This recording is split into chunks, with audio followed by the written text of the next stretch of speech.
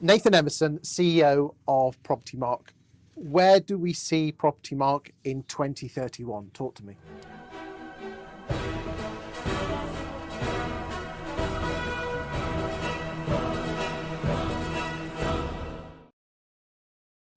That's well into the future.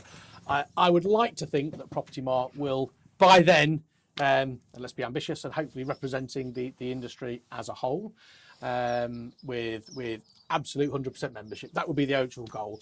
The reality is we will grow and we will continue to adapt in order to pave the way towards that. It's up to us to evolve. It's up to us to set that direction. It's up to us to show that we are there to do that.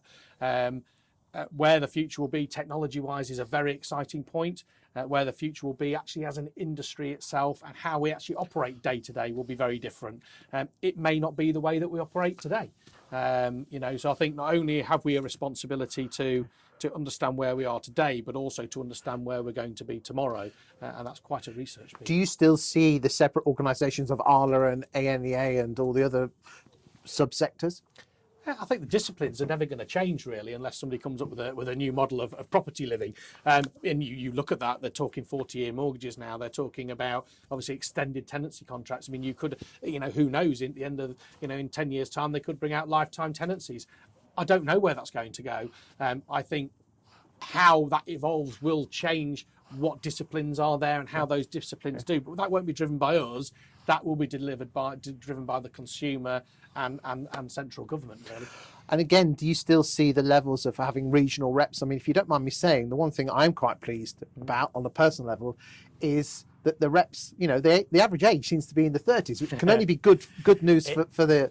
It does, and do you know what? They are so committed. And one thing I am absolutely determined is I'm going to give them more tools to do what they really want to do and support, because sometimes they know their local markets, they know the issues that are being handled there. So I want to give them even more ability. I want to give them more support to be able to reach out to members in their area and work with them to go through that. The more feedback we can pull in, the more we can adapt the offering that we do to people, really, and the more that we can stand there for the industry and be the industry voice. Thank you for that insight, Nathan.